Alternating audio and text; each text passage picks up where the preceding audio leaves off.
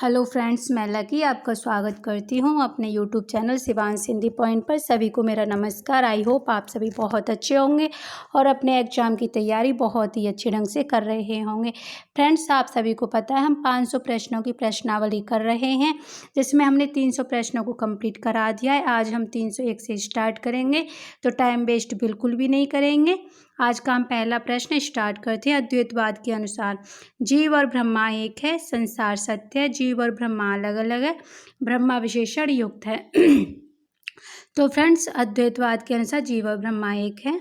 अब अद्वैतवाद के बारे में थोड़ी सी और जानकारी देख लेते हैं कि अगर इससे अलग से प्रश्न आ जाए तो हमें किस तरीके से करना। अद्वैतवाद दर्शन की वो धारा है जिसमें एक ही तत्व को मूल माना जाता है। किसको माना जाता है मूल? एक ही तत्व को। वेद तथा उपनिषदों में एक पुरुष या एक ब्रह्मा का सप्तम उत्पादन मिलता है। और अद्वैतवाद के संस्थापक कौन है? शंकराचार्य। अगर प्रश्न आ जाता है कि अद्वैतवाद के संस्थापक कौन है, तो ये हैं शंकराचार्य। प्रश्न नंबर 302, कमल दल नैनन की उन्मान, बिसरत नाहि सखी मोह मनते, मंद मंद मुस्कान। यह पदचरण किसकी रचना है? नंबर 1 मीराबाई, नंबर 2 रहीम, नंबर 3 सूरदास, नंबर 4 नंददास। तो फ्रेंड्स, ये रचना है रहीमदास की। रहीमदास की ये पंक्ति रहीमदास की थी। काफ़ी सुंदर पंक्तियां हैं और इनकी रचनाएं और देख लीजिए। रहीम दोहावली, वर विनय का भेद, मदनाष्टक, रास पंचाध्याय, नगर शोभा आदि। प्रश्न नंबर 303, हिंदी का भक्ति काल बाहरी आक्रमण की प्रतिक्रिया है। यह कथन निम्नलिखित में से किस विद्वान का है? Number 1 Ramchandra Shukla, number 2 Hazari Prasad Dwivedi, number 3 Bachchan Singh और नंबर 4 में से कोई भी नहीं। तो फ्रेंड्स, ये कथन है रामचंद्र शुक्ल का। आचार्य रामचंद्र शुक्ल ने भक्ति काल को बाहरी आक्रमण की प्रतिक्रिया माना है। प्रश्न नंबर 304, पृथ्वीराज विजय नामक ग्रंथ के आधार पर पृथ्वीराज रासो को अप्रमाणिक रचना मानने वाले विद्वान हैं डॉक्टर बूलर, मुंशी देवी प्रसाद, कविराज श्यामल दास, गौरी शंकर, हीरा चंद। तो फ्रेंड्स, ये थे डॉक्टर बूलर। हमारा राइट आंसर हो जाएगा डॉक्टर बूलर के साथ। प्रश्न नंबर 305, समग्र भक्तिकालीन काव्य पर कौन सी विशेषता लागू होती है? अवतार में विश्वास, जाति प्रथा का निषेध, अहंकार का त्याग, ईश्वरीय लाल गायन। तो फ्रेंड्स, ये था समग्र भक्तिकालीन काव्य पर अहंकार का त्याग विशेषता लागू होती है। प्रश्न नंबर 306, तुलसी गंग दो बौ भये, सुकविन के सरदार। कविवर गंग के संबंध में यह कथन किसका है? नंबर 1 केशवदास, नंबर 2 बनारसी दास, नंबर 3 सेनापति, नंबर 4 भिखारी दास। तो फ्रेंड्स, ये था भिखारी दास का कथन। तुलसी गंग दो बो भये, सुकविन के सरदार काफ़ी पॉपुलर पंक्तियां हैं, एग्जाम में आ जाती हैं। प्रश्न नंबर 307, कविता प्रभावशाली रचना है जो पाठक के मन में आनंददायी प्रभाव डालती है। काव्य के संबंध में विचार किसके हैं? नंबर 1 आचार्य महावीर प्रसाद द्विवेदी के, नंबर 2 आचार्य रामचंद्र शुक्ल, नंबर 3 जयशंकर प्रसाद, नंबर 4 महादेवी वर्मा। तो फ्रेंड्स, ये थे आचार्य महावीर प्रसाद द्विवेदी। प्रश्न नंबर 308, मैथिली शरण गुप्त की कौन सी रचना महाभारत से संबंधित नहीं है? नंबर 1 वन वैभव, नंबर 2 वरसंहार, नंबर 3 शक्ति, नंबर 4 शैरेंद्री। तो फ्रेंड्स, शक्ति महाभारत से संबंधित रचना नहीं है। बाकी वन वैभव, वरसंहार, शैरेंद्री तीनों ही रचनाएं महाभारत से संबंधित हैं। और सभी की सभी रचनाएं किसकी हैं? मैथिली शरण गुप्त की। किसकी रचना है?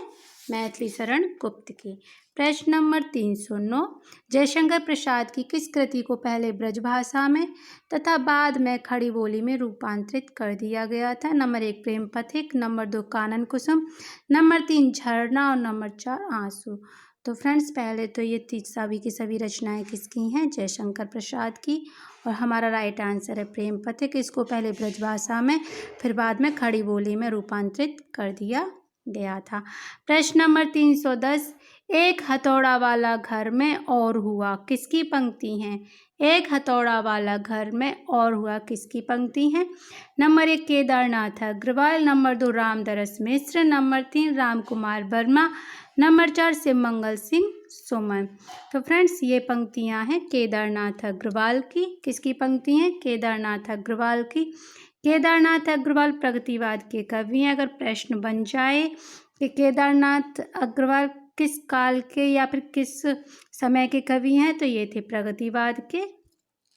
इन्होंने सिर्फ प्रगतिवादी ही रचनाएं की थी। और इनकी एक और पॉपुलर पंक्ति थी, मैंने अलग से प्रश्न नहीं बनाया, यहीं ऐड कर दिया है। आज नदी बिल्कुल उदास थी, यह भी पंक्तियां किसकी हैं? केदारनाथ अग्रवाल की। एक हथौड़ा वाला घर में और हुआ, ये भी पंक्ति केदारनाथ अग्रवाल की।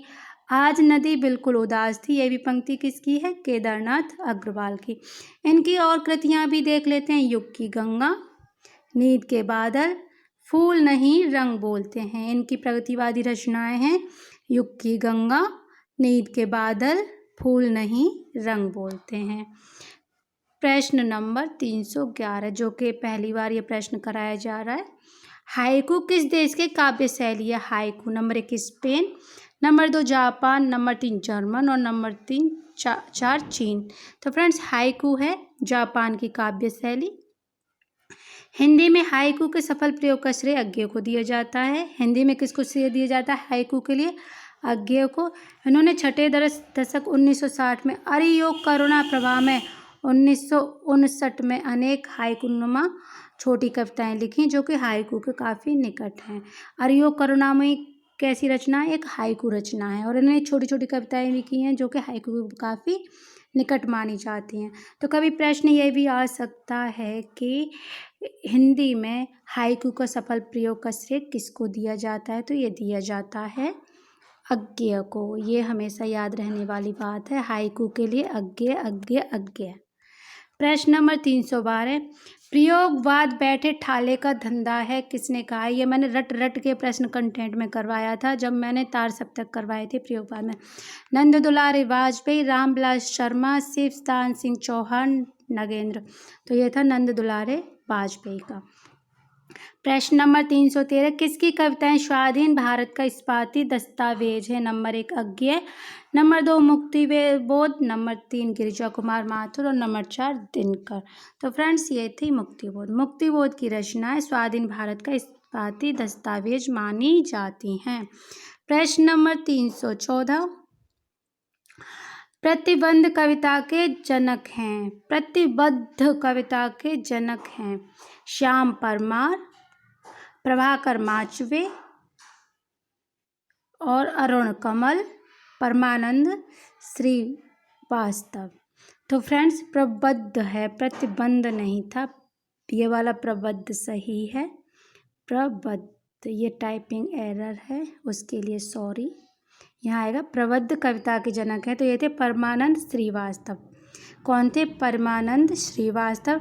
और प्रबद्ध कविता को वाम कविता भी कहा जाता है। क्या कहा जाता है? वाम कविता। तो प्रश्न है प्रबद्ध कविता के जनक परमानंद श्रीवास्तव और प्रबद्ध कविता का दूसरा नाम वाम कविता।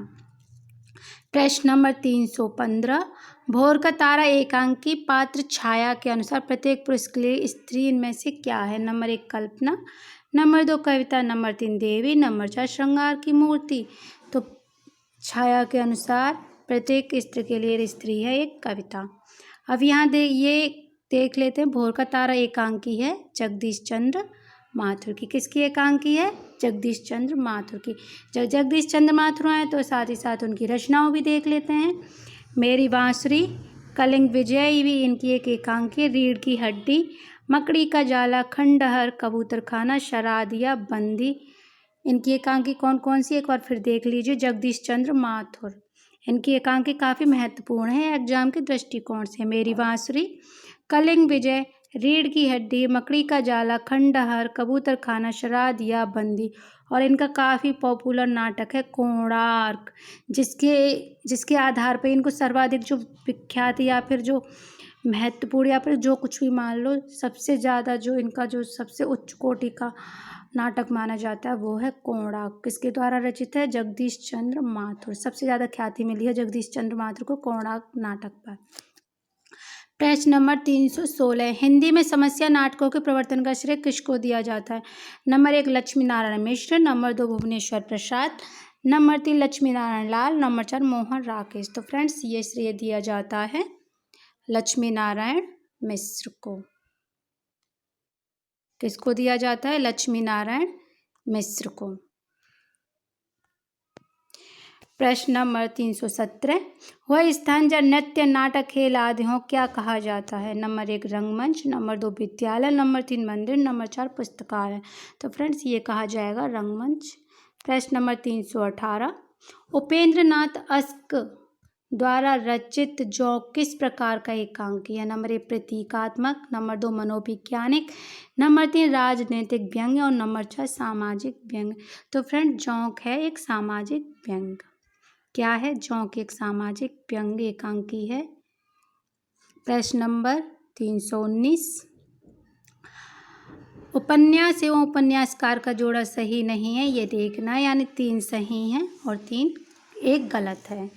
तो महाभोज मन्नू भंडारी, आवा चित्ता मुदगल, तमस राजी सेठ, मुझे सूरज चाहिए सुरेंद्र वर्मा। तो फ्रेंड्स यहाँ देखिए महाभोज मन्नू भंडारी का सही है, आवा चित्रा मुदगल का सही है, तमस राजी सेठ का सही है, लेकिन मुझे सूरज चाहिए सुरेंद्र वर्मा का ये रॉन्ग है, क्योंकि उन्हें सूरज नहीं चांद चाहिए। सुरेंद्र वर्मा को सूरज नहीं चांद चाहिए, ये याद हो गया होगा। मुझे चांद चाहिए सुरेंद्र वर्मा। तो इसीलिए हमारा ये 4 प्रश्न सही था। आज का हमारा लास्ट प्रश्न है, महाराज घर में ना गाय है, ना बछिया, ना पैसा, यही पैसे हैं, यही उनका गोदान है। गोदान में यह कथन किसने कहा है? गोदान एग्जाम के लिए है महत्वपूर्ण। प्रेमचंद का नाटक है गोदान। प्रेमचंद का अगर देखा जाए सबसे लास्ट में जो कभी कभी आ जाता है, प्रेमचंद का अंतिम नाटक है, तो वो है गोदान। और ये कथन है, महाराज घर में ना गाय है, ना बछिया, ना पैसा, यही पैसे हैं, यही उनका गोदान है। गोदान में यह कथन किसका है? नंबर 1 जुनिया, नंबर 2 धनिया, नंबर 3 हीरा और नंबर 4 गोबर। तो फ्रेंड्स ये कथन है धनिया का। गोदान उपन्यास में यह कथन होरी की पत्नी धनिया द्वारा होरी की मृत्यु पर कहा गया है। धनिया किसकी पत्नी थी? होरी की।